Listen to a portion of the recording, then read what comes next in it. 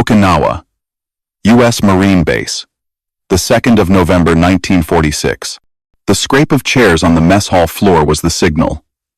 Emiko kept her eyes down, her hands clutching a damp rag. She could smell the harsh lye soap from her bucket and the simmering, bitter coffee from the officer's urn.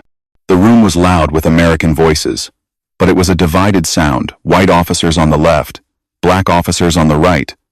A posted sign read, "Orderly conduct is required." This segregation, Emiko learned, was their orderly conduct. She was cleaning near the officers' section when she saw the young white captain, the quiet one who always read books, stand up. He picked up the heavy, white porcelain coffee pot. The room's noise faded. He walked. He crossed the invisible line. Emiko froze, her knuckles white on the mop handle, expecting a shout, perhaps violence. He stopped at the table of the lone black lieutenant and wordlessly poured a cup. A spoon clattered somewhere, the only sound in the sudden quiet. The captain nodded, turned, and walked back. Emiko felt her knees weaken, leaning against the wall for support. It was not violence that shocked her, but the deafening silence of this impossible peace. This is a story about the lines we draw and the quiet courage it takes to cross them. If this story moves you, consider subscribing and let us know in the comments how small actions have changed history in your own culture. 2 months earlier, the ruins of Naha. The world had been reduced to 2 essential things: the gray dust of pulverized concrete and the sharp, yellow smell of lye soap. Emiko understood the soap. She did not understand the gray dust. She lived, if one could call it that, in the shell of a former prefecture building near the American logistics base. Naha, her home, was gone. It had been systematically erased by naval gunfire and firebombing, leaving behind a landscape so alien that Emiko often felt she was walking through a stranger's nightmare. But survival was a pragmatic, brutal instinct. It did not care for memory. It cared only for the next meal. And so, Emiko worked for the Americans. Her day began before dawn, walking the 2 miles from her lean-to to the base.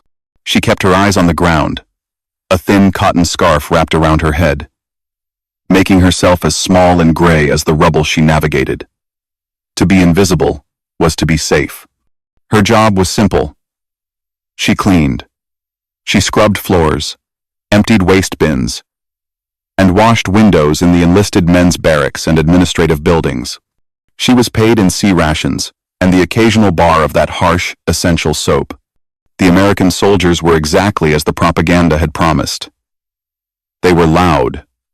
They were giants, careless with their limbs, their voices booming in a language that sounded like rocks falling. They shouted and laughed with an ease that Emiko found terrifying. They were conquerors, and they treated her island like a new possession, a place to wipe their boots. Her supervisors, mostly NCOs, barked orders. Emiko learned to read the tone, not the words. A sharp upward inflection meant hurry. A low growl meant, do it again. This morning, however, was different. She was scrubbing a latrine floor when a new sergeant, one she did not recognize, stopped to watch her. She froze, her hands deep in the bucket of stinging, gray water. "You," he said. He pointed.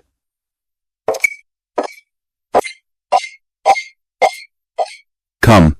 She obeyed, her heart a cold stone in her chest. Had she done something wrong? Had someone accused her of theft? To be singled out was dangerous.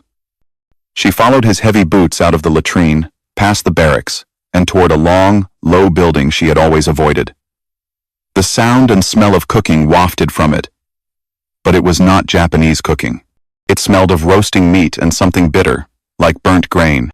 The sergeant pushed open a set of swinging doors and jested. Emiko stepped inside, and her senses recoiled. It was the officers' mess hall. The room was vast, cleaner than any place she had been in over a year. The floors were polished wood, reflecting the bright morning light. Dozens of tables were draped in white linen, but it was not the cleanliness that held her. It was the noise. It was the same volume as the enlisted barracks, but the texture was different. The laughter was controlled. The voices were lower, yet they seemed to fill the room with an authority that felt heavier, more absolute. "This is your station now," the sergeant said, gesturing to a supply closet. "You clean here. Only here. You do not talk. You do not look. You understand? Wakarimasu ka?" Emiko nodded, a tiny, jerky motion. Her first task was to clean the floors before the dinner service.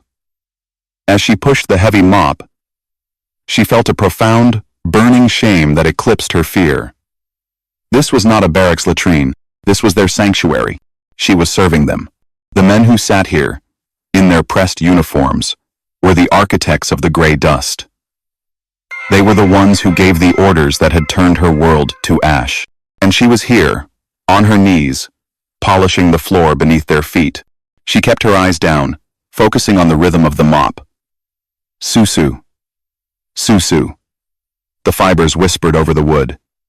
She tried to make herself part of the building, a shadow, a tool. But as the officers began to filter in for their evening meal, she could not help but notice one strange, immediate detail. The room, despite its noise, was divided. She saw the men entering, greeting each other, finding their seats, and in the far corner of the room, near the large windows, there was a strange, silent cluster of empty tables. A single officer sat there, alone, and no one else approached. Emiko quickly looked away, dipping her mop back into the bucket of lye water. She had seen enough. She had been moved from the periphery of the enemy's world to its very center, and it was a colder, more confusing place than she had ever imagined. The officers' mess hall operated on a rhythm, and Emiko, a creature of survival, learned it quickly. Her primary function was to be furniture. She was the shadow that moved along the wainscoting, the silent hands that refilled water pitchers, the peripheral figure who cleared abandoned plates. The less she was perceived, the safer she was. Her world shrank to the sounds of her duties. The soft clink of heavy silverware against plates, the scrape of a chair, the slosh of her mop in the bucket. The loud, rocky cadence of English washed over her, meaningless as the surf. But in her silence, she observed. It took her 3 days to see the line. It was not a physical mark on the polished floor. It was a line of sound, of custom, of invisible force. The room was bisected. The main seating area, composing nearly 80% of the hall, was reserved for the white officers. They were the loud ones, the ones who laughed and called across the tables, who smoked and argued over maps. The air around them was thick with confidence. The other side, a small, less desirable cluster of tables near the swinging kitchen doors and the clatter of the scullery, was where the black officers sat. There were fewer of them, perhaps 5 or 6 in total. They spoke in lower tones. They did not call across the room. They ate with a quiet, rigid formality. Emiko felt a cold, hard knot of recognition in her stomach. It was exactly as the imperial propaganda had described.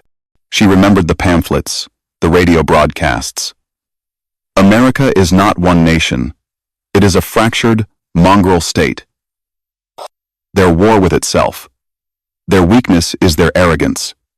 They are divided by hatred. She had dismissed it, as all people dismiss the obvious truths of their own side. But here it was, undeniable. In the heart of their own military power, the conquerors could not even eat together. A quiet, bitter contempt settled over her. It was not anger, but a profound sense of correctness. They were weak. Their system was a lie. This realization made her bolder. She was not serving masters of the universe. She was serving flawed, fractured men. Her gaze drifted to the buffet line. There, on a heated silver tray, sat the object that defined the room's privileged side. A heavy, white porcelain coffee pot.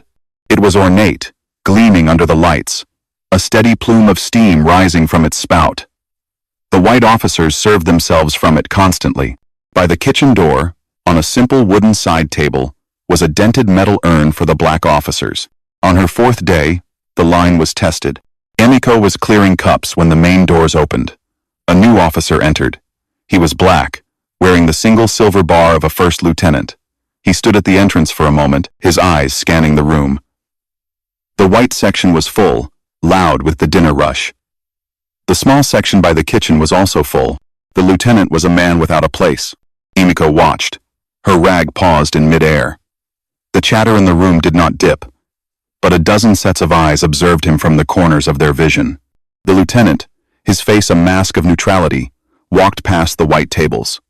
He walked past the full tables of his colleagues. He went to a single, empty table at the very back of the room, far from both groups, and sat down, alone. He placed his cap precisely in front of him. He unfolded his napkin. He waited for someone to take his order. Emiko felt the knot in her stomach tighten. It was not sympathy. It was confirmation. This was the enemy. A society so broken it forced its own soldiers into exile in a crowded room. As she turned to fetch her mop, her eyes scanned the other side of the room, the white side. She was about to look away when she noticed an anomaly. In the midst of the loud tables, one man was also alone. He was a white officer, a captain. But his aloneness was different. It was not imposed. It was chosen. He was not looking around, waiting for inclusion. He was reading a book. The man who read was Captain Evans. Emiko learned his name the way she learned everything, by listening while pretending not to. She heard another officer call to him, "Hey, Evans, stop reading that trash and join the game." Evans had merely raised a hand, a gesture of polite refusal, and turned a page.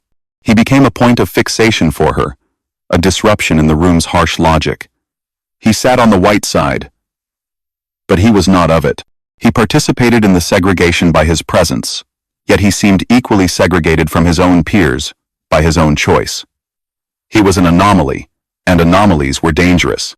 Emiko's duties required her to move through the entire room, and her path inevitably took her past his small, self-imposed island.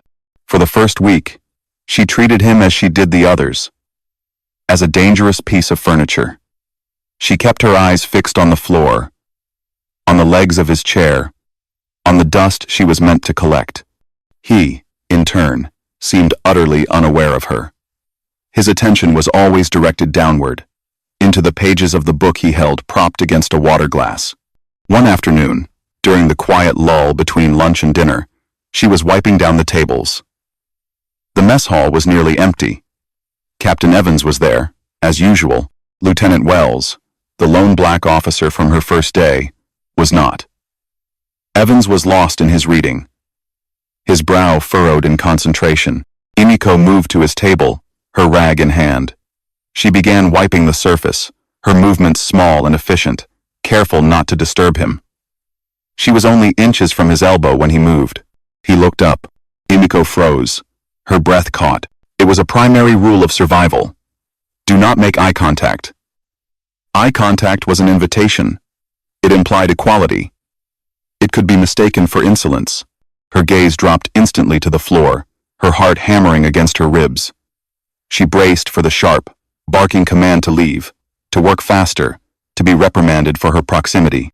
But no command came. There was only silence. After a long, agonizing moment, she dared to lift her eyes just slightly, peering through her lashes. He was still looking at her. But his expression was not one of anger or impatience. It was simple, neutral acknowledgement. He nodded. It was a small, barely perceptible dip of his chin.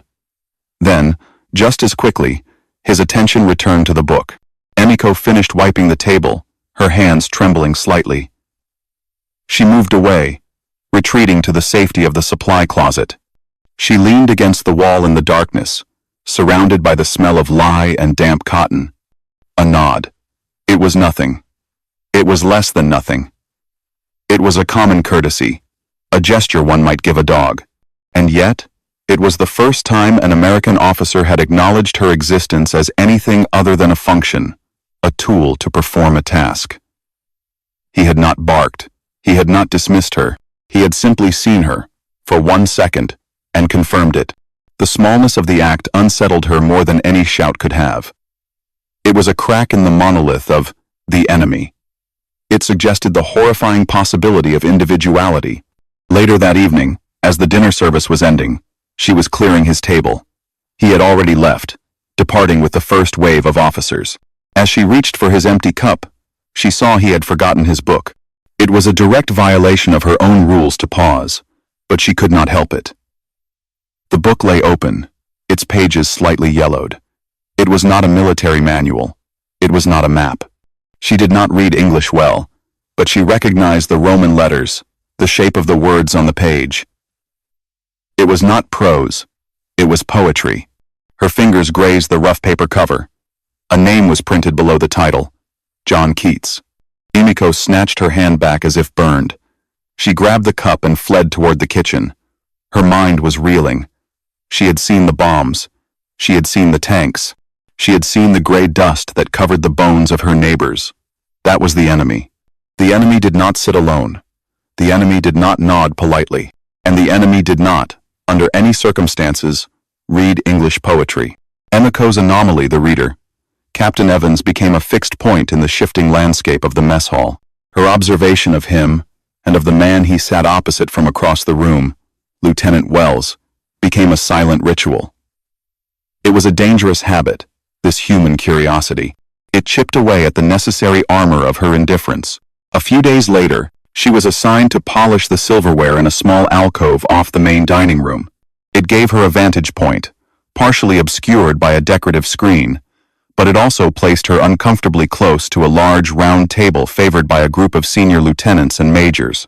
They were loud, as usual, their conversation punctuated by bursts of forced laughter. Emiko kept her head down, her hands moving mechanically over the forks and knives, the metallic smell of the polish stinging her nose.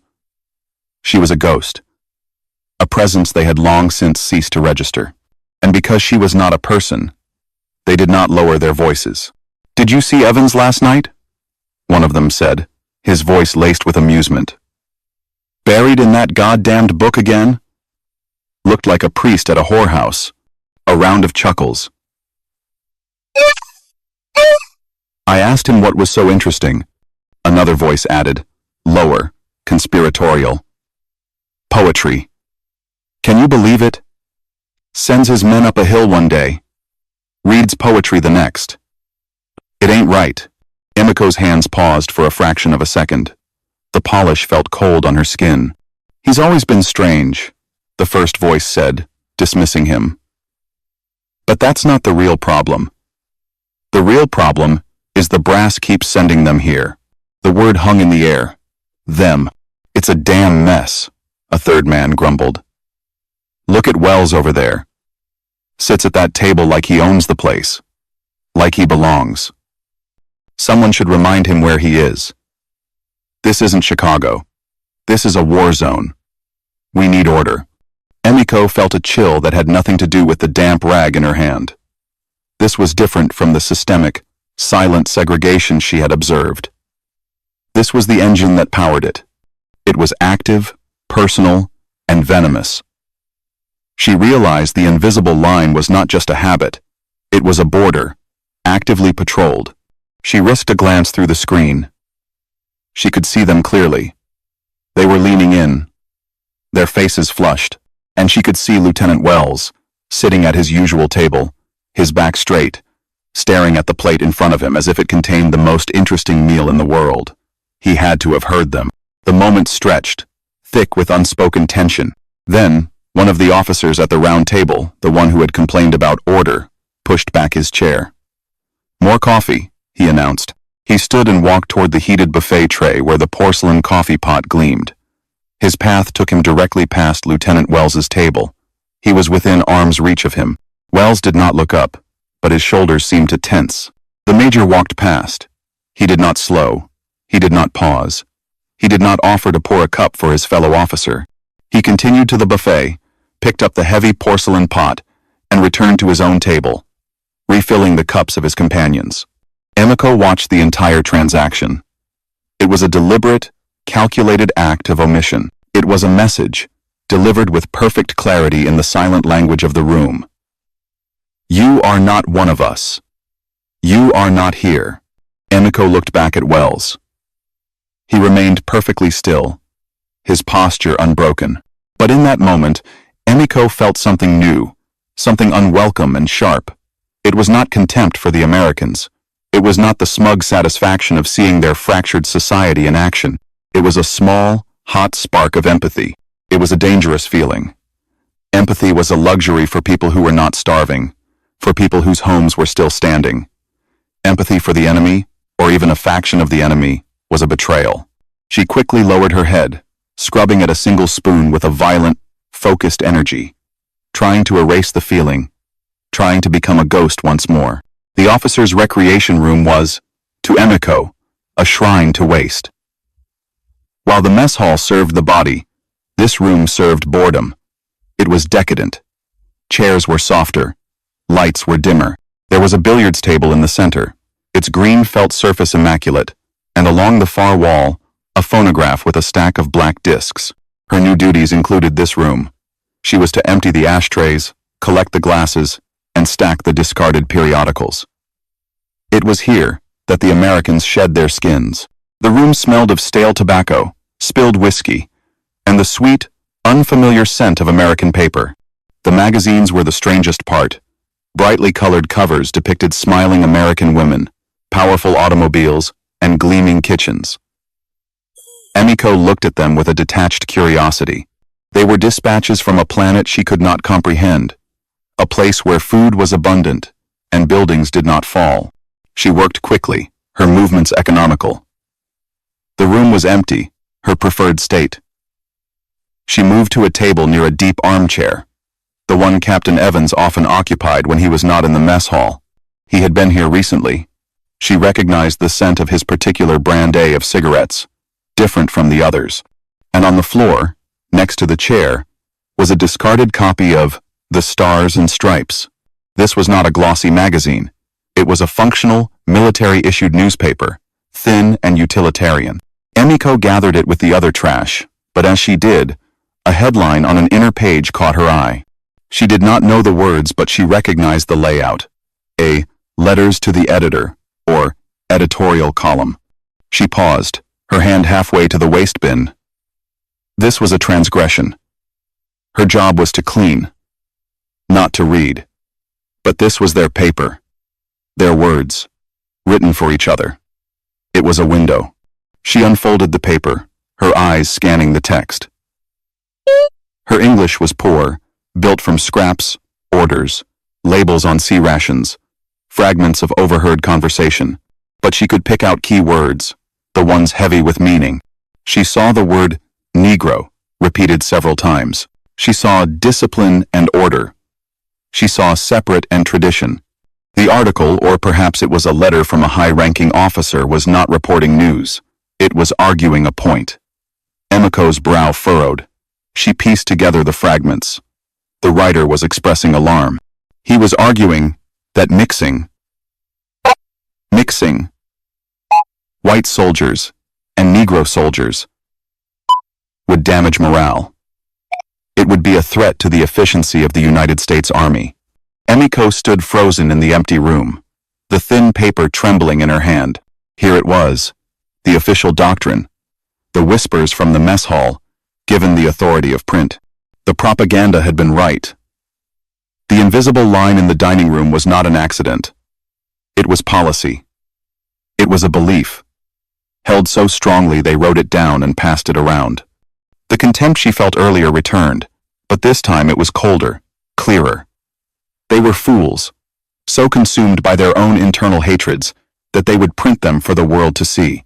This was the proof. This piece of paper confirmed that Captain Evans, with his quiet nod, was the exception, and Lieutenant Wells, with his rigid back, was the rule. She folded the newspaper neatly and placed it in the bottom of the trash bin, covering it with empty cigarette packs and liquor-stained napkins. She felt a grim satisfaction. She knew their secret. She knew their weakness. But as she returned to wiping the tables, a nagging dissonance disturbed her satisfaction. The system was exactly as she believed. Fractured, hateful, weak. But what did that make Captain Evans? If this paper was the truth of his society, then his simple nod to her was not just courtesy. It was a small, quiet rebellion. And his book of poetry was not just a pastime. It was an escape. He was not just an anomaly. He was, in his own way, as isolated as Lieutenant Wells. Emiko finished her work as the sun began to set, casting long orange shadows through the windows.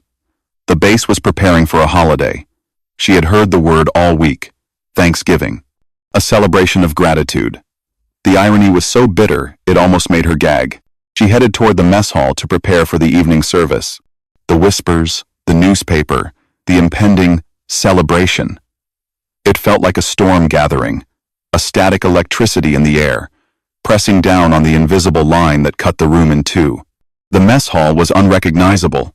The Americans had attempted to force festivity upon the grim, functional space. Thin streamers of orange and brown paper drooped from the ceiling fans, and hand-drawn pictures of large, clumsy-looking birds were taped to the walls.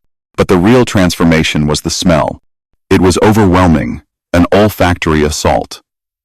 Emiko, whose diet consisted of little more than watery soup, rice, and the occasional salvaged scrap of fish, was enveloped in a cloud of staggering richness. It was the smell of roasted turkey, of sage and thyme, of sweet, simmering yams, and a deep, spicy warmth that she later learned was pumpkin pie. The scent was so thick, it felt heavy in her lungs. It was the smell of a nation that had never known hunger. Her job tonight was doubled. She was to move constantly, clearing plates, refilling water glasses, and ensuring the buffet line remained pristine. The room was louder than she had ever heard it. It was a forced, brittle gaiety. The officers, dressed in their best uniforms, seemed to be shouting their gratitude. Their laughter was sharp, cracking loudly in the air before vanishing. They were performing Thanksgiving. A ritual Emiko did not understand, but recognized as artificial. And the invisible line had never been more visible. Tonight, it was a canyon. The main tables, groaning with food and drink, were exclusively white. The boisterous attempts at celebration stopped precisely at that invisible border. The tables by the kitchen, where the black officers sat, were quiet. They ate with the same rigid formality as always, but their silence seemed amplified by the noise surrounding them, making them a somber island in a sea of forced cheer. The air crackled with the things unsaid.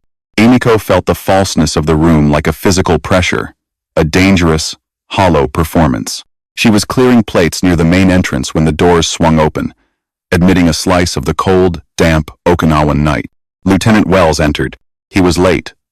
The effect was immediate and catastrophic to the room's fragile pretense. The laughter at the nearest white table died mid-shout. A major who had been in the middle of a story stopped talking.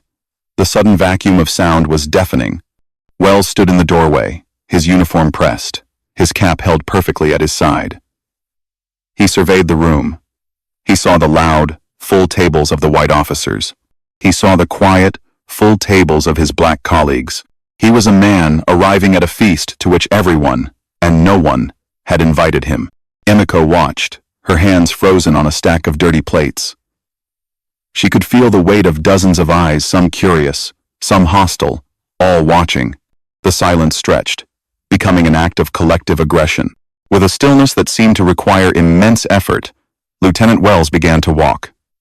He did not turn toward the kitchen tables. He walked the long, lonely path along the edge of the room, past the staring officers, to the single, empty table in the furthest corner. He sat down, his back to the wall. He placed his cap on the table, squared his shoulders, and waited. The noise in the room rushed back in, too loud, too fast. The performance resumed. Emiko let out a breath she hadn't realized she was holding. The sight of his profound isolation, enacted as a public ritual, felt heavier than any physical blow. She looked away toward the buffet line. There, on its heated silver tray, the white porcelain coffee pot gleamed, full and steaming, a beacon of warmth available to everyone but him. She turned to go to the kitchen, to escape the tension, when the doors opened one more time. It was Captain Evans. He entered alone, pausing at the threshold just as Wells had done. His eyes scanned the room. The loud tables, the silent ones, and the single man in the corner. His gaze rested on Wells for just a moment, before moving to his own customary, empty table. He started to walk. Emiko watched him, bracing for the familiar sight of him sinking into his chair and pulling out his book. But as he drew closer, she saw his hands. They were empty. Tonight, there was no book. Captain Evans sat down at his usual table. The absence of his book was a profound, screaming void. Without it, he was not the detached observer, the scholar in his tower. He was just another officer, forced to be present in the brittle, hostile theater of the Thanksgiving meal. Emiko moved along the wall, collecting empty glasses. She tried to focus on her tasks, on the slick condensation on the glass, on the weight of the tray, but her attention was a compass needle, pulled irresistibly toward the two solitary men who anchored the room's unspoken conflict. From her vantage point, she could see both of them. Lieutenant Wells, in his far corner, stared at his empty plate. Captain Evans, in his, stared at nothing. The mess hall hummed with its forced, aggressive cheer. But around Evans, there was a pocket of silence. He did not eat. He did not drink. He simply sat. Emiko watched him. He looked at his hands, resting on the white tablecloth. Then, slowly, his head lifted. His gaze moved across the room, past the laughing tables, past the invisible line, and fixed on Lieutenant Wells. It was not a glance. It was a stare. Wells, as if feeling the weight of it, shifted in his chair, but did not look up. Evans held his gaze for a long, impossible moment. Then he looked away, his eyes finding the buffet table. He stared at the gleaming white porcelain coffee pot. Emiko saw his jaw tighten. He looked back at Wells, then back to the coffee pot. He was having an argument with himself. Emiko's heart began to beat a slow, heavy rhythm against her ribs. She knew, with a sudden, terrible certainty, what he was thinking. She recognized the shape of this internal war, the battle between the impulse of the individual and the crushing, systemic weight of the rule. She had felt it herself, that spark of empathy, and had smothered it instantly. But Evans was not smothering it. He was fighting it. The entire room, Emiko realized, was complicit in this silence. The unwritten laws of Jim Crow, brought across an ocean, were as real in this Okinawan mess hall as any wall of brick and mortar. For Evans to even consider crossing that line was a public defiance. To do so, Emiko could not even complete the thought. The tension became unbearable. It felt as if the air was thinning, becoming difficult to breathe. The laughter from the main tables sounded shrill and distant. Emiko found herself holding a heavy glass tray, unable to move, rooted to the spot. "Do not look," she told herself. "It is not your business. You are a ghost." But she could not look away. Captain Evans placed his palms flat on the table. He pushed his chair back. The sound of the wood scraping against the polished floor was obscenely loud, cutting through the din. Several officers at the nearby tables paused, their forks halfway to their mouths. Evans stood up. He did not walk toward the food. He did not walk toward the exit. He walked, with a slow, deliberate pace, toward the heated buffet tray. Emiko stopped breathing. Her knuckles were white on the rim of her tray. She felt a sudden, absurd urge to drop it, to make a sound, to break the spell. The music from the phonograph, a lazy swing tune, was the only thing that moved in the sudden quiet. The peripheral conversations had faded. Everyone was watching. Evans reached the buffet. He ignored the pies, the turkey, the mountains of food. He reached out and wrapped his hand around the handle of the white porcelain coffee pot. He lifted it from its heated cradle. The pot was heavy, she knew, full from the dinner service. He held it for a second. Then he turned. He did not turn back toward his own table. He turned toward the corner where Lieutenant Wells sat, alone. He took one step, then another. He was beginning to walk across the invisible line. Time itself seemed to coagulate. The lazy swing music from the phonograph became a tinny, isolated sound, a soundtrack for a scene that did not feel real. Captain Evans took a second step, then a third. He moved with a strange, dreamlike slowness, as if wading through the room's collective resistance. He was a ship, and the heavy, white porcelain coffee pot was his prow, parting the invisible, hostile waters. Emiko felt her own muscles lock. Her tray, loaded with heavy glasses, suddenly weighed 1,000 pounds.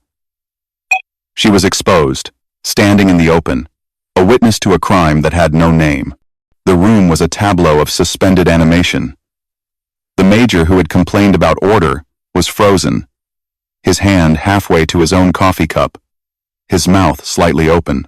The officers at the kitchen side tables, the black officers, had all stopped eating.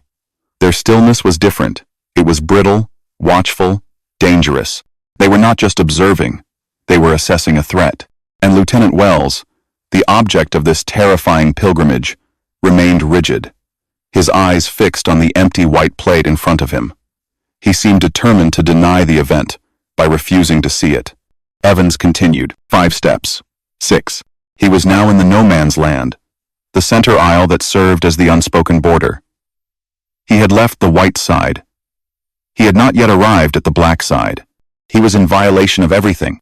Emiko could feel the pressure of the room's unified stare. It was a physical force, a silent, screaming demand for him to stop, to turn around, to restore the order he was single-handedly dismantling. He reached the table. He stopped, standing directly beside Lieutenant Wells. For a terrible second, nothing happened. Evans just stood there, holding the pot, looking down at the top of Wells's head. The phonograph needle hit a scratch. Click, click, slowly, as if being pulled by wires. Lieutenant Wells lifted his head. His face was a mask of pure, unadulterated shock. His eyes were wide, unblinking. It was not fear. It was not anger. It was a profound, shattering disbelief, the look of a man seeing a ghost in broad daylight. Captain Evans still said nothing. His expression was calm, almost neutral. He lifted the porcelain coffee pot. He tilted it.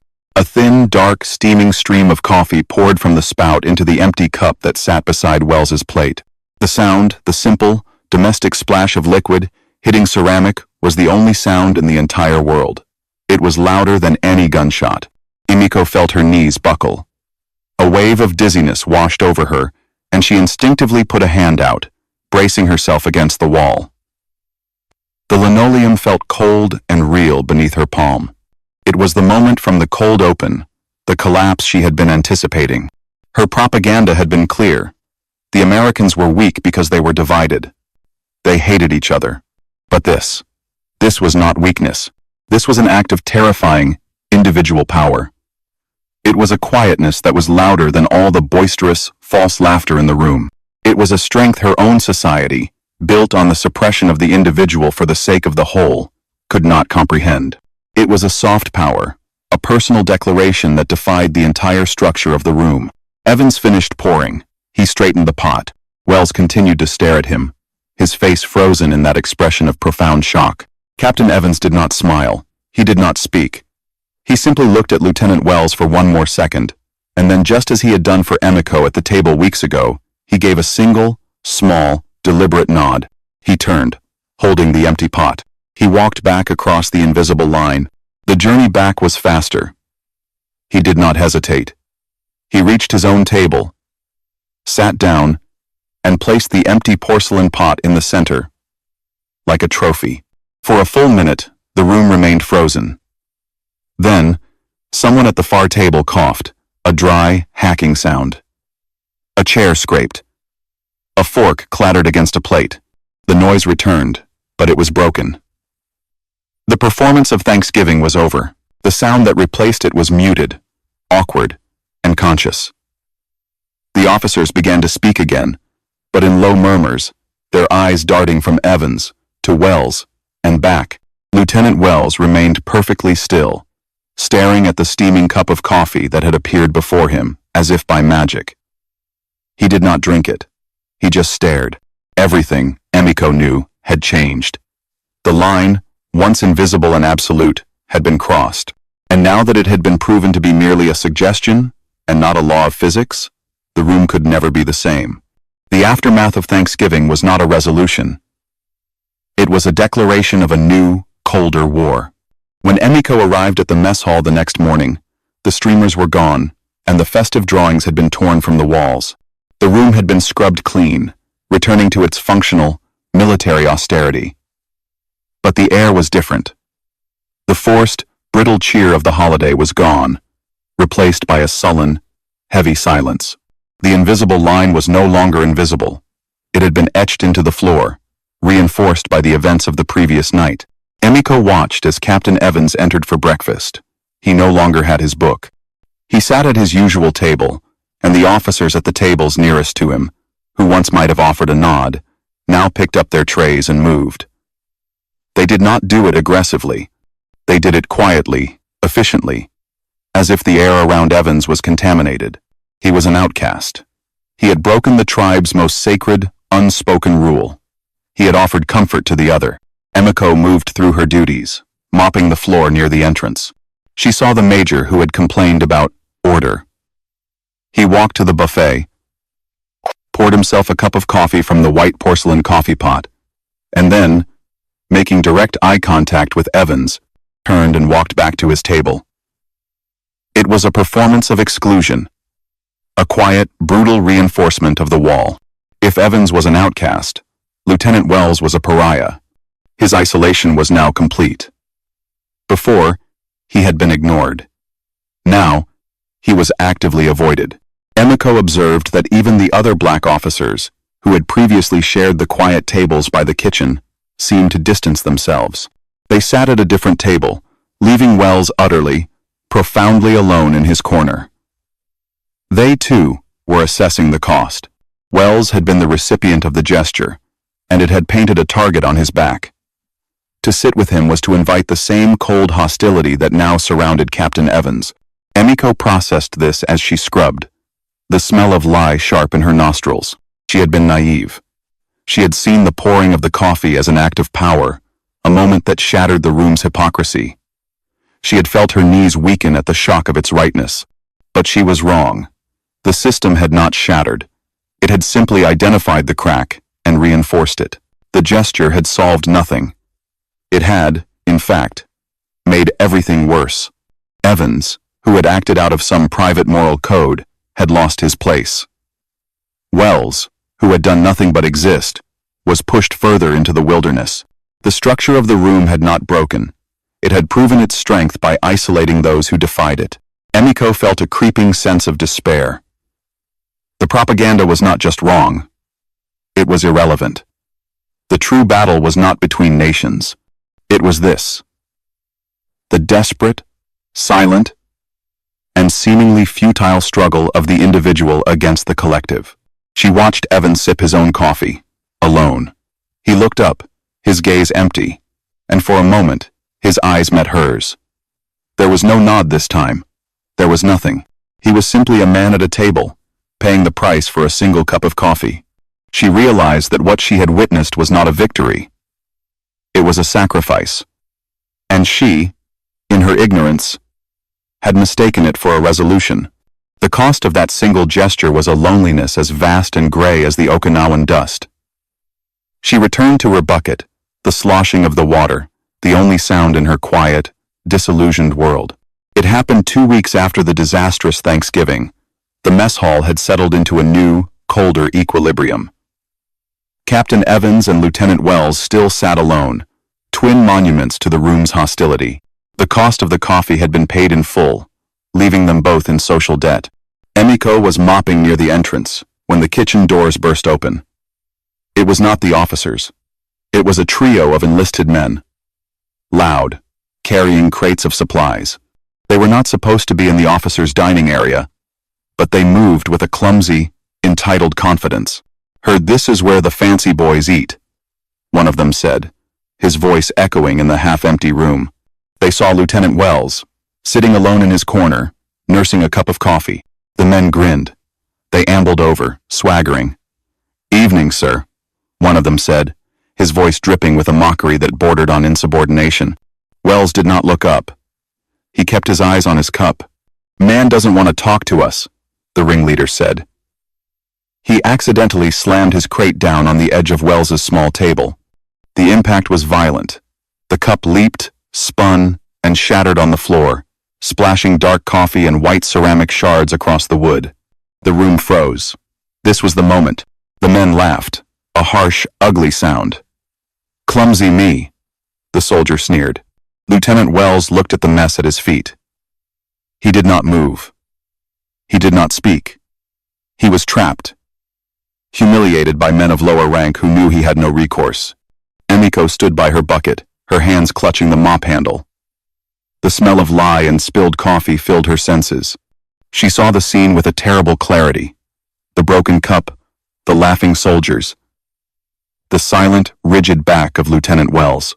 And she saw the ghost of Captain Evans, walking across the room, holding that white porcelain coffee pot. She understood the sacrifice he had made. She understood the cost of silence.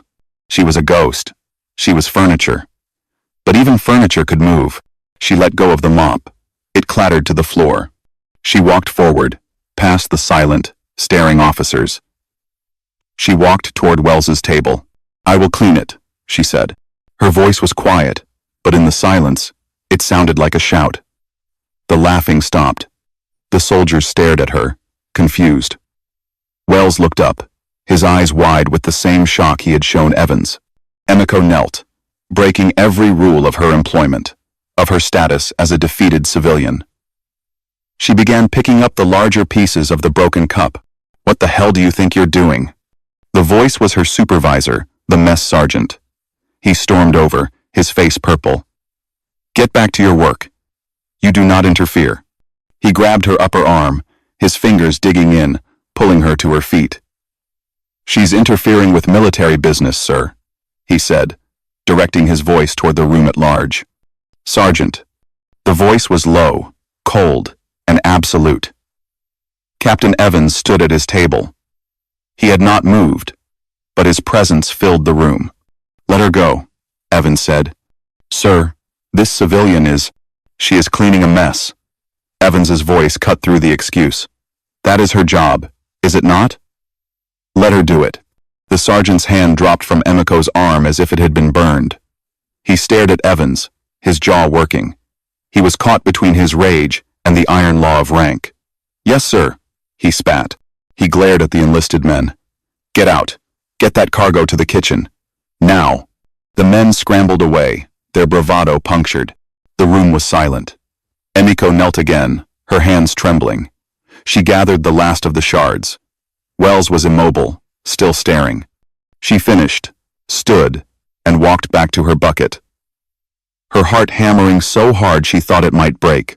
She did not see Evans for the rest of the day. That evening, as she was bundling her rags, preparing to leave the base, she heard footsteps behind her. It was Lieutenant Wells.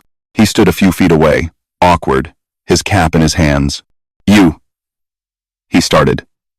He stopped, cleared his throat. "You did not have to do that." Emiko simply looked at him, waiting. "It was. Thank you," he said. He gave her a short, stiff nod, almost a bow, and then turned and walked quickly away into the dusk. She was about to leave when another figure emerged from the shadows. It was Captain Evans, holding the Book of Keats. "I am being transferred, Emiko," he said. He used her name, and the sound of it startled her. "They are moving my unit to Guam." He offered a small, sad smile. "It seems my preference for certain reading material and coffee companions has been noted." He held out the book, the anchor object. "This is for you." "I cannot read," Emiko whispered, the words tasting like ash. Not English." "You will," Evans said, pressing the book into her hands. The cover was worn, the paper soft. "It is better than remembering. It is a way to build, not just to survive." He looked at her, his gaze clear, echoing the first time he had merely nodded. "Be well, Emiko." He turned and walked away, disappearing toward the barracks. Emiko stood alone in the growing dark, the smell of the base, lye, diesel, and American tobacco fading as she clutched the book. She walked off the base, past the checkpoints, onto the dusty roads of Naha. The gray dust was still there. The rubble was still rubble. The war was over, but it was not. She stopped, and under the light of a pale Okinawan moon, she opened the cover. She could not understand the words, but she understood the shape of them. She understood the weight of the book in her hands. It was not a weapon. It was not a ration. It was a bridge. She had survived, yes, but holding the book, she felt something new. She felt, for the first time since the bombs, that she understood.